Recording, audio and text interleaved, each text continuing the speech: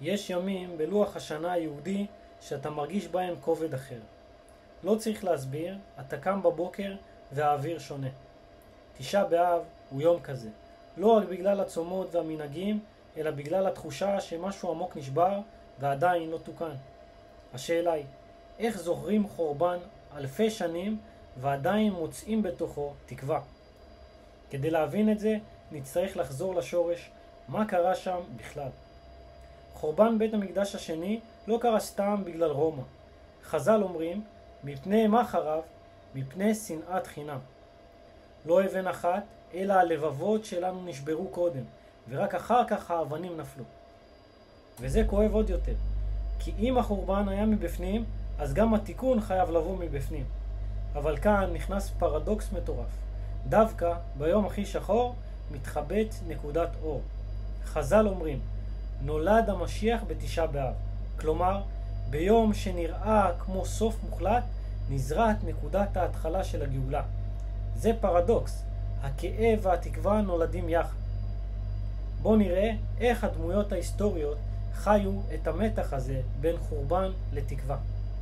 ירמיהו הנביא עומד מול חורבן ירושלים ובוכה. עיניי עיניי יורדי מים. הוא לא בורח מהכאב, הוא נותן לו מקום. רבי עקיבא, שנים אחרי החורבן, כשרואה שועלים יוצאים מקודש הקודשים, הוא צוחק. חבריו שואלים אותו, איך אתה צוחק? והוא עונה, אם התקיימה נבואת החורבן, בוודאי תתקיים גם נבואת הנחמה. אז מה אנחנו לומדים מזה על איך לחיות את תשעה באב היום? תשעה באב לא בא להזכיר לנו רק את מה שאיבדנו, אלא את מה שעדיין חסר. האבלות היא לא זיכרון היסטורי, אלא קריאה לשאול את עצמנו, מה ביני לבין הזולת נשבר, ואיך אני מתקן את זה. החורבן מתחיל מבפנים וגם הבניין. ומכאן יוצאת נקודה אחת מעשית לכל השנה.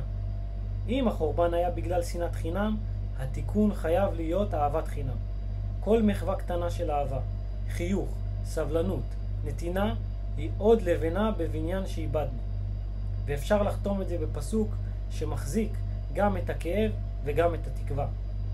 סיסו איתה מסוס כל המתאבלים עליה.